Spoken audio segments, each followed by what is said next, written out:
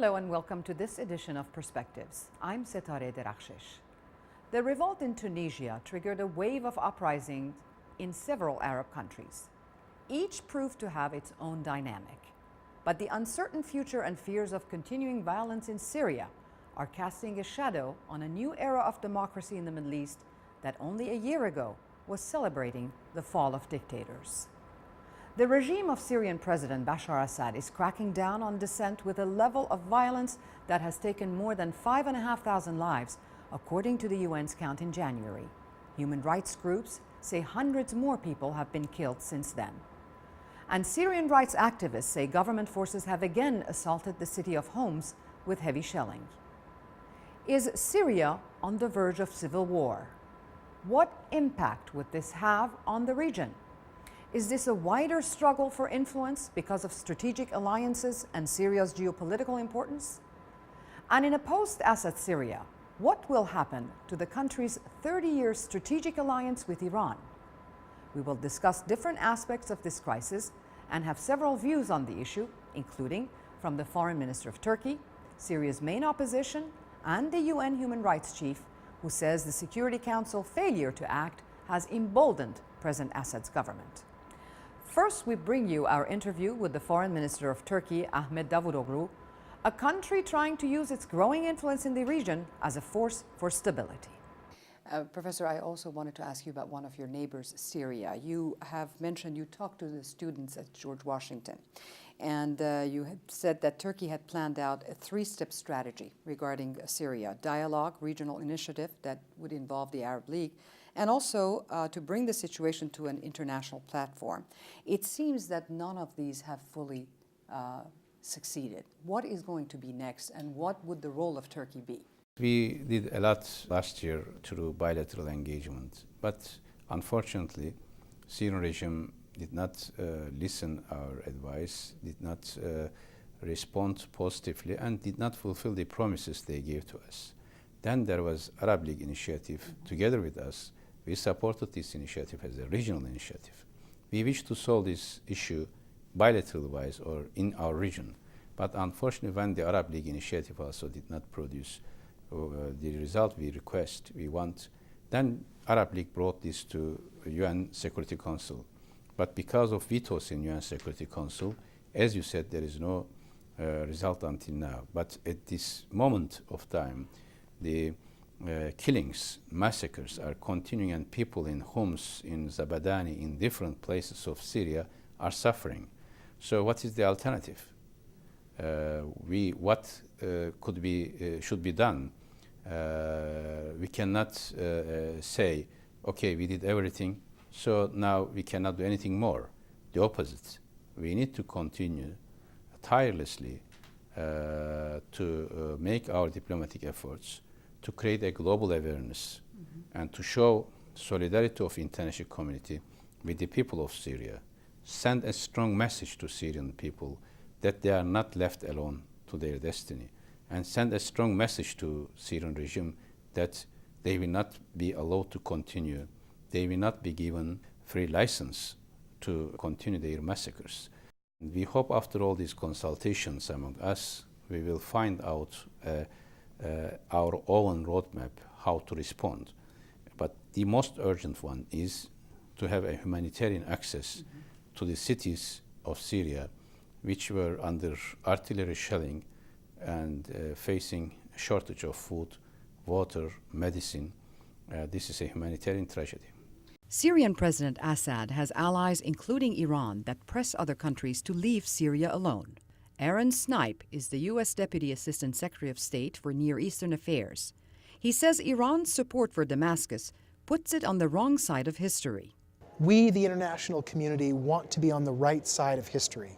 The Middle East is changing drastically, and old regimes that once stood are no longer. And what Iran is doing is siding with an old regime, a regime that is trying to cling to power in the most violent way. Foreign policy analyst Malu Innocent from the Cato Institute Research Group says Tehran sees the fight over Syria's future as a threat to its influence. So there's a fracturing within the region along not just geopolitical but also religious and sectarian lines. And this is the way Iran sees their power sort of expanded within the region. And once we see the al-Assad regime sort of topple, the Iranians are sort of left with fewer allies in the region. The Turkish foreign minister told me Iran's support of Syria involves long-standing political divides.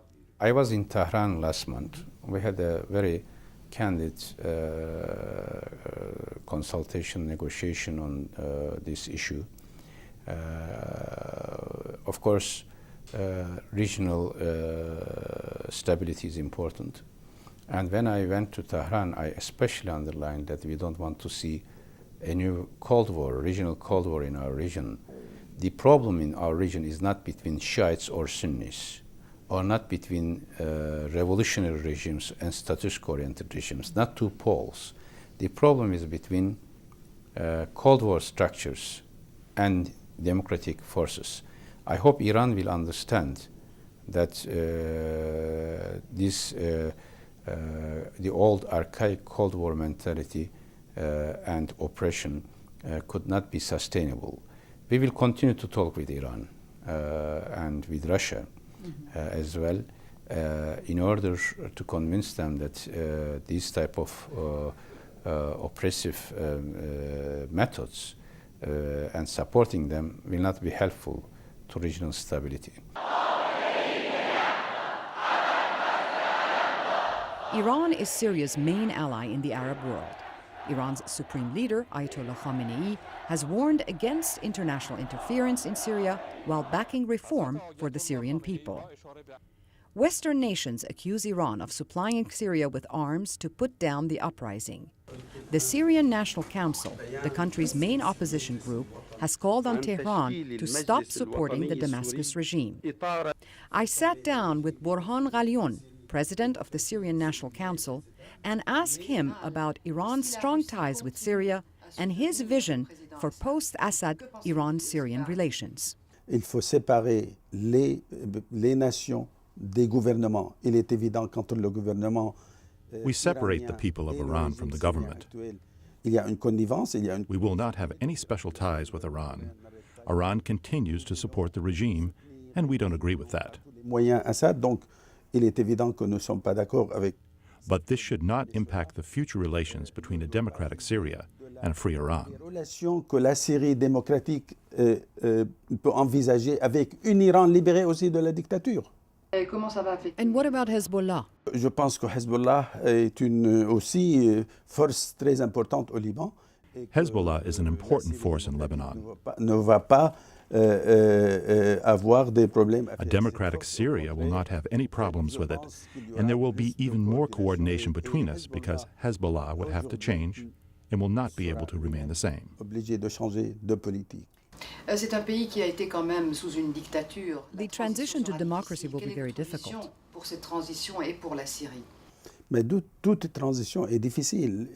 C'est un défi et c'est au peuple syrien. All transitions are difficult. It will be a great challenge, especially after more than 40 years of dictatorial rule. Contre cette dictature vraiment sanguinaire est capable aussi de s'élever au niveau de la... People are now motivated by the idea of the fall of the regime. Les gens sont déjà motivés par cette... They will learn to work together and reconstruct the country on a democratic and humanitarian foundation. Nouvelle finalité démocratique et humanitaire. Apparemment, on dit qu'il y a différents éléments ou bien différents partis d'opposition. Apparently, there are divisions within the opposition and even the council. Le Conseil, apparemment, il y a des divisions. Est-ce que c'est vrai?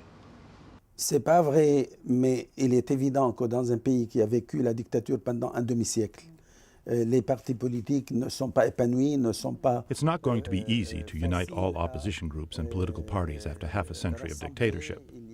There is a lack of experience and trust. Le manque d'expérience, tout cela, il faut le surmonter. Et je pense que les gens sont unis, vraiment, les Syriens... But we should intensify our efforts to talk to each other and speak with one voice, since we share the same goal, the overthrow of the regime. For that to happen, we have to overcome our differences. It is difficult, but we are on the right track. Se rassembler et agir ensemble et parler d'une seule voix. C'est difficile, mais on est sur la voie de la gagner.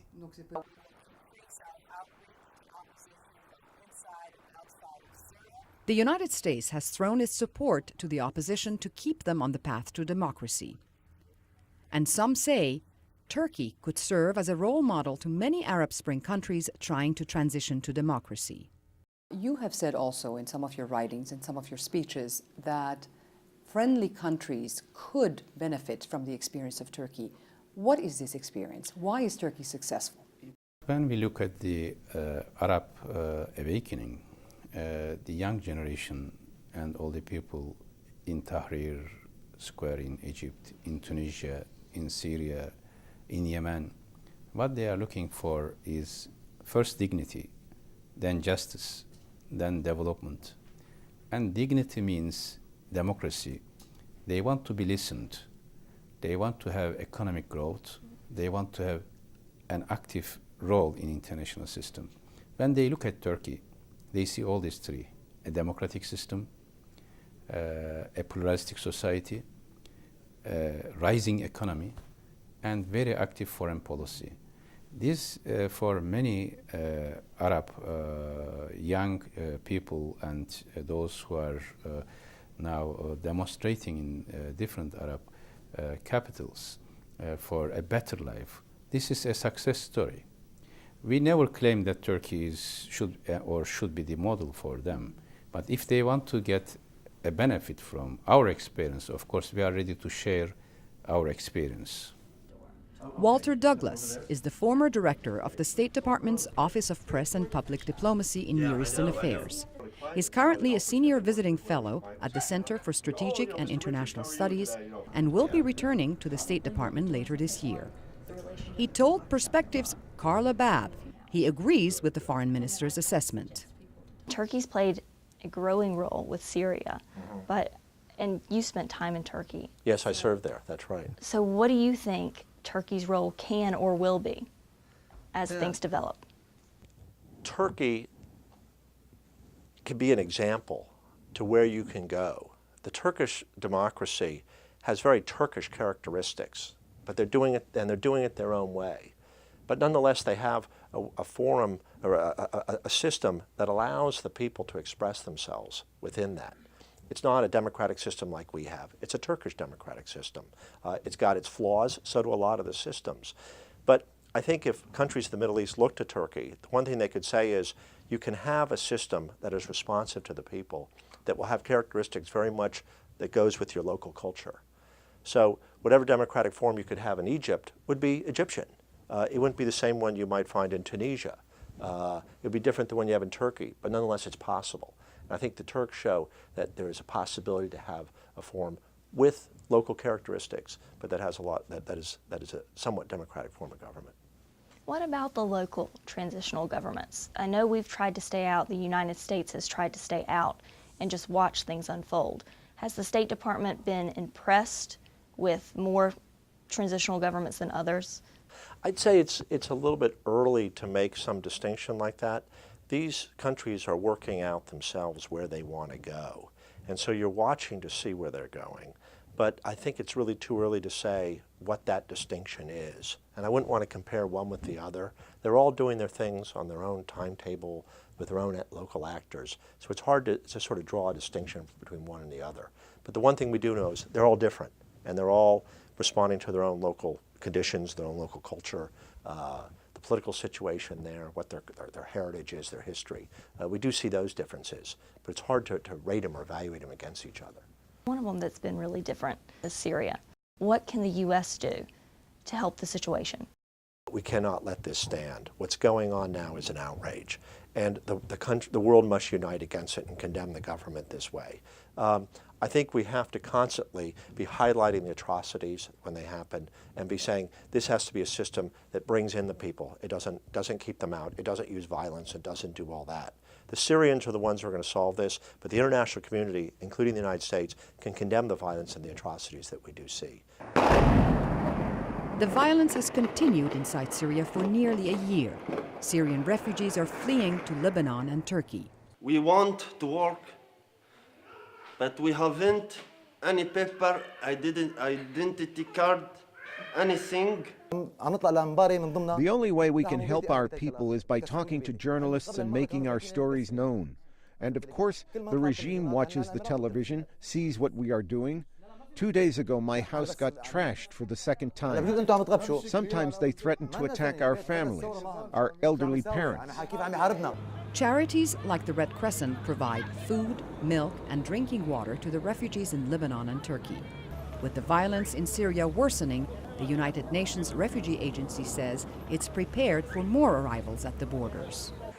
And the people inside of Syria feel scared. The shelling every day become more stronger than the day before. Very dangerous to go out here in Bab Amr. And Bab Amr is surrounded, is under siege. We are surrounded with security force. And the rocket flying was like rain. The mortar bomb like rain. There is no more food. They hit the big water container which provides the neighborhood with water, so there is no more water. Praying for my God to keep me safe. Navi Pillay, the United Nations High Commissioner for Human Rights, told me it's time for Syria to let the United Nations help the people. It occurred to me that obviously we have not been effective in countries where we have not been allowed in, where we are, and that includes 58 countries in the world. Then we're doing solid work in cooperation with governments and very much in cooperation with civil society. I am committed to strengthening civil society organizations, human rights defenders, so that they can speak for themselves and they have a knowledge of rights and entitlements.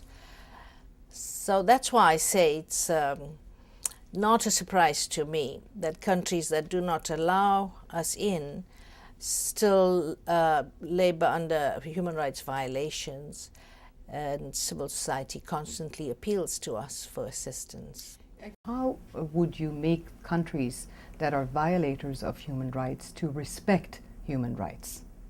I call upon all governments to respect the standards that they set. The standards and the framework of human rights is something that was drawn up by all the states, and every government is under an obligation to implement those standards, and that means protecting all people from freedom and giving them freedom from fear and freedom from want, delivering on civil and political, economic and social rights.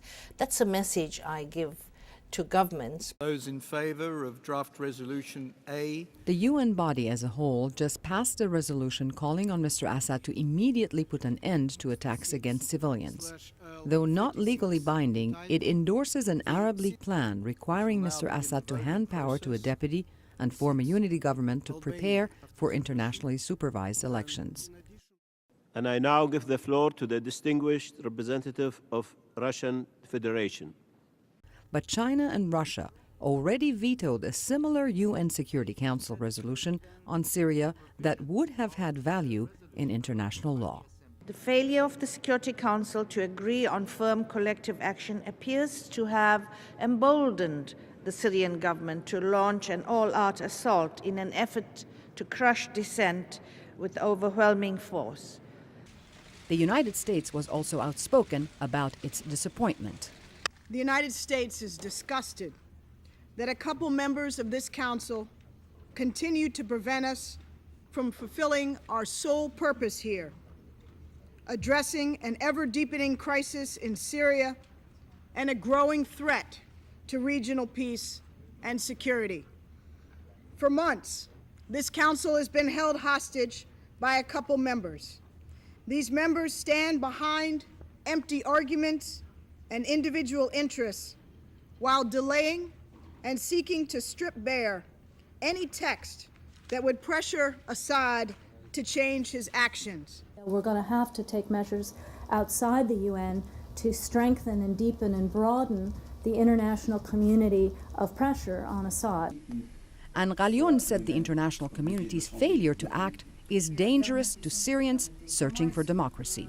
Faire sortir un texte condamnant au Conseil de sécurité, condamnant la violence du régime. Until now, the regime has been shielded and felt free to carry out all crimes imaginable against the Syrian people. If we move quickly toward a negotiated political resolution, as was proposed by the UN Security Council, then there is not a major risk of civil and sectarian conflict. Maybe China and Russia do not really know the plight of the Syrian people, don't know what is happening on the ground. A year ago, in an interview with the Wall Street Journal, President Assad said Syria would be stable despite turmoil in the Middle East. Let's take a look at what he said. We have more difficult circumstances than most of the Arab countries, but in spite of that, Syria is stable. Why? Because you have to be very closely linked to the beliefs of the people. This is the core issue. When there is divergence between your policy and the people's beliefs and interests, you will have this vacuum that creates disturbance. Now he has blamed the uprising in his country on outside terrorists and other foreign interference. Critics say this accusation shows the president is out of touch with the majority of Syrians. I spoke with VOA's Director of Near East and Central Asia Division, Ismail Dahiat, about complications in Syria. The first aspect of this Syrian dilemma is that Syria is ruled by a minority. It's like a reverse situation in Iraq when the Sunnis were running a Shia majority country. Now in Syria, you have the Alawites, who are a very small percentage of the population, really holding the reins of power in Syria. And that is just one aspect of the problem. The other aspect, of course, is that this is a country that has been ruled by dictators and doesn't have a history of democratic governance. So that complicates the issue and makes it very difficult to find a solution, because there is no civil society that has been developed. There aren't enough institutions that can take over except state institutions. What do you think the tipping point is going to be? Is it going to be the economy? Are these sanctions, international pressure, international help, or just the people's revolt? And I know you mentioned that the solution is going to be very difficult because of the complexities of the country. Yes. Well, I think there are at least two major tipping points that I can see in the case of Syria, and you alluded to both of them. There is the economy and the collapse of the economy, but the probably more serious tipping point is if there is a sectarian conflict, or the violence takes on a totally sectarian aspect, and that will make it very difficult to solve, and that might bring in other players into the conflict, including countries like Turkey, Hezbollah, and even possibly Iraq, if it becomes a sectarian issue. So that probably is the most dangerous tipping point, but the economy also is a factor. And also the Arab League. We know that they have proposed the plan, and it has somewhat been rejected or vetoed at the UN Security Council by Russia and China. What would the role of the Arab League be? They have asked President Assad to step down. Well, as you know, probably, the Arab League doesn't have a very shining history as an effective organization, whether it is solving Arab issues or other issues. It is now being driven, the effort is not really driven by the Arab League, because you have countries like Egypt who are neutralized. This is more like the Gulf states looking at it purely from the angle of Iran versus Gulf. And you have Saudi Arabia and the Gulf states leading that effort themselves, with the Arab League really, most of the Arab countries not really participating very effectively in the Arab League. So unless the Arab League has the backing of the international community and the United States and Europe, I don't think it can make much of a difference. Thank you very much, Dr. Dahiat. I appreciate it. You're welcome. Thank you. The Saudi foreign minister told Arab League delegates that the bloodshed in Syria is a disgrace for us as Muslims and Arabs to accept. Later this month, Tunisia will host a Friends of Syria meeting, bringing together nations seeking to end the violence in Syria.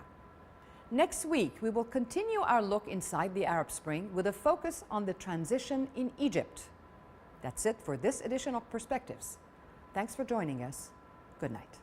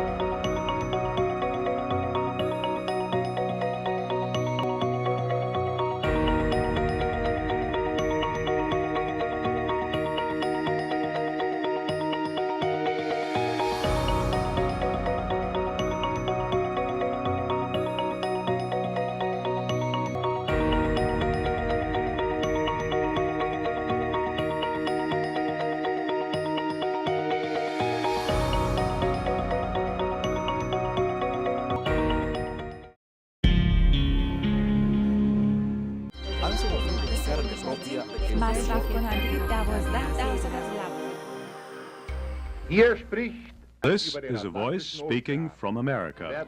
On-target news and information. Core values. Objective. Honest. What it means to be free.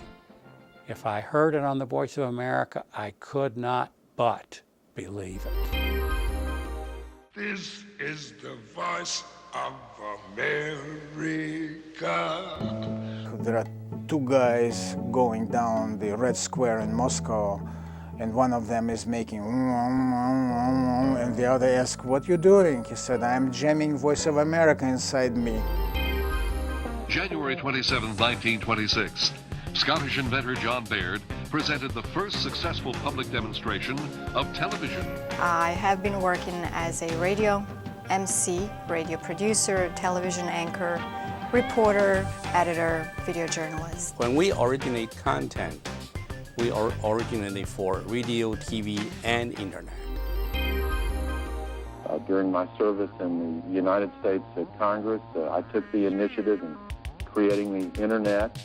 The voanews.com website became one of the top 10 internet destinations on Google. We have evolved as an organization.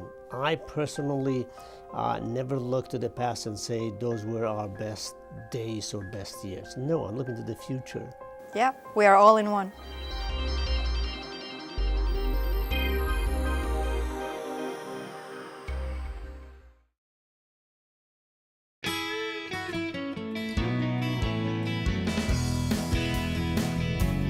اینجا آمریکاست، نه آمریکای فیلم‌های هالیوود.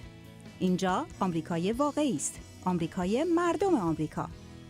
سیمای آمریکا، چهارشنبه‌ها از صدای آمریکا.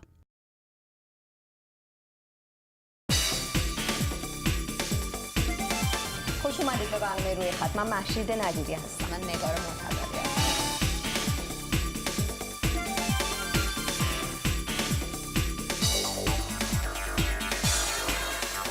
فرهاد از آلمان، مجید از ایران، عزت از تهران، سارا از تهران، امیر از سوئد. شما چی فکر می‌کنید؟ به دیگران بگویید چه فکر می‌کنید. روی خط هر دوشنبه تا جمعه از صدای آمریکا.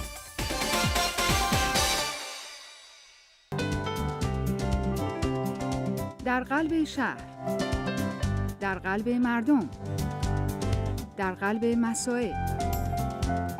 خیابان زندگی هر پنجشنبه 9 شب به وقت ایران از صدای آمریکا.